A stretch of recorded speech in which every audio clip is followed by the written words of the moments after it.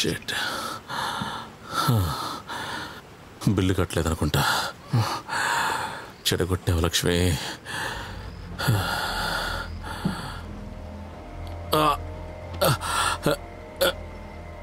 Veerappa, phone ఎక్కడా?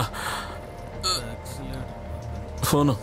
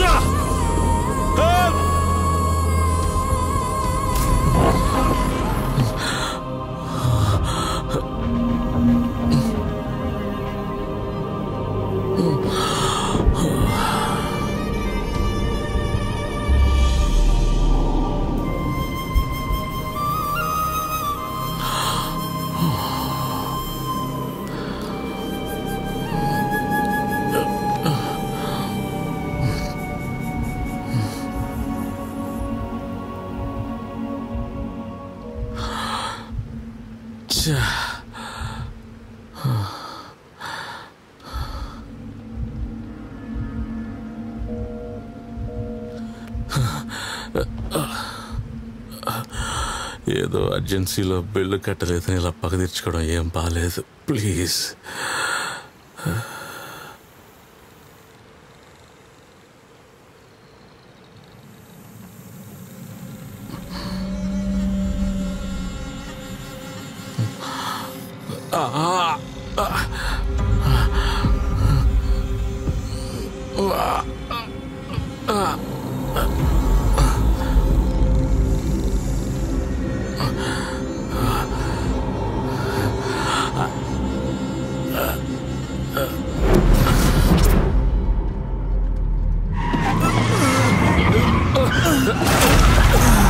ఏంటి driving? Sir బాగుంది సార్. పామా? ఎక్కడ? వెనక సార్. ఎందుకురా ఇలా భయపెడుతున్నావు?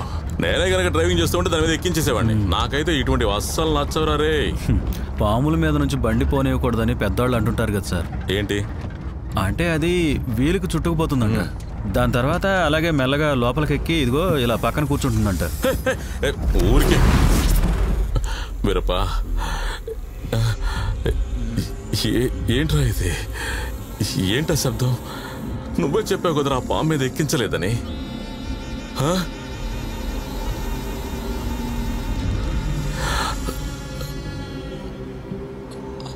అమ్మా,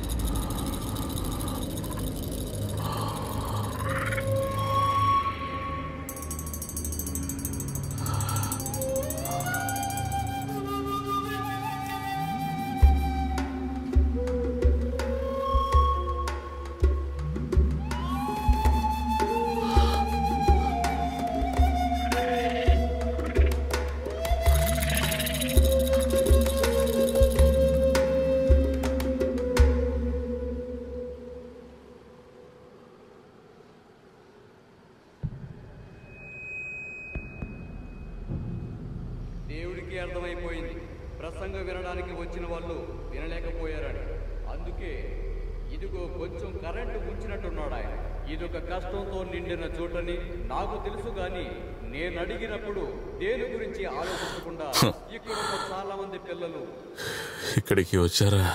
ఇక్కడ కూడా వచ్చారు. లేదనుకుంటా ఒప్పుకున్నారు. ఇలా ఓ 10 మంది కలిసి కొంత డబ్బు ఇచ్చినా కూడా ఒక బిడ్డ జీవితం సుఖపడుతుంది. దీనితో వచ్చిన పుణ్యం మీకే దక్కబోతోంది. మనుషుల మధ్య ఉన్న బంధం ఈ రోజుల్లో ఫోన్లో చాటింగ్ చేయడం దగ్గర ఆగిపోతుంది. చాటింగ్ చివరికి చీటింగ్తో ముగుస్తుంది. అందరూ అలాగే బతుకుతున్నారు. ఈ రోజు మనిషి మొబైల్ని ఎప్పుడు చేతిలో పెట్టుకునే తిరుగుతున్నాడు. పూర్వకాలంలో కోతుల్లాగా. మీరేమైనా అనుకోండి ఫాదర్, ఎటువంటి కొరతని చెప్పుకోండి ఫాదర్. ఇప్పుడు నాకు ఒక ఫోన్ కావాలి. పని చేయడం లేదు. ఆది మానవుల్లాగా మారిపోతున్నారు. ఈ తరం వేరే దేని గురించి ఆలోచనే ఉండదు. సరిగా భోంచేరు, నిద్రపోరు, పూర్తిగా వేరే లోకంలో బ్రతుకుతున్నారు. ఫోన్లోనే వాళ్ళకన్నీ కూడా. మీరంతా ఒక 10 రోజులు ఫోన్ ఆఫ్ చేసుకుని అందులోనే బ్రతుకుతున్న మీ అలవాటుని మార్చుకోండి. కొంచెం భూమి మీదకి దిగి నడిచి చూడండి. చుట్టూ ఉన్న వాళ్ళతో మనసు నింపి మాట్లాడి చూడండి. వర్షం వస్తే సంతోషపడండి. సూర్యోదయాన్ని, సూర్యాస్తమయాన్ని చూసి ఒక అనుభూతిని పొందండి. అవన్నీ చేసి చూడండి. మెదడు షార్ప్గా ఉంటుంది. వ్యాధులన్నీ ఎగిరిపోతాయి. లేకపోతే ఒక 10-15 సంవత్సరాల తరువాత నేను ఇక్కడికి వచ్చినప్పుడు ఇక్కడున్న ఈ తరం వాళ్ళు ఒక చెట్టు నుంచి ఇంకో చెట్టు మీదకు దూకుతూ పరిగెత్తడం నేను చూడాల్సి వస్తుంది. పాత తరం ఆడవాళ్ళందరూ పొద్దున్నే లేచి కళ్ళాకు చల్లుతారు. దాని తరువాత కాఫీ పెట్టుకుని తాగి అందరూ ఎవరి పని వారు చేసుకుంటారు. అందరూ కలిసే ఉంటారు. ఒకరితో ఒకరు మాట్లాడుకుంటూ సంతోషపడతారు. ఎవరి చుట్టుపక్కల అందరికీ ఇప్పుడు చూడండి, అందరూ వేరు వేరు ప్రపంచాల్లో ఉంటున్నారు. చివరికి ఈ తరం పిల్లలు ఎవరైనా చర్చికి వెళ్తున్నారా అసలు? అందుకే నా మనసు కనిపించింది, నేను చెప్పేశాను. ఇప్పుడు ఒక చిన్న బ్రేక్ తీసుకుందాం. చర్చి స్టేజ్ పక్కన వేడి కాఫీ, బిస్కెట్లు రెడీగా ఉన్నాయి. అవి తినొచ్చాక మళ్ళీ మన ప్రసంగం కొనసాగుతుంది.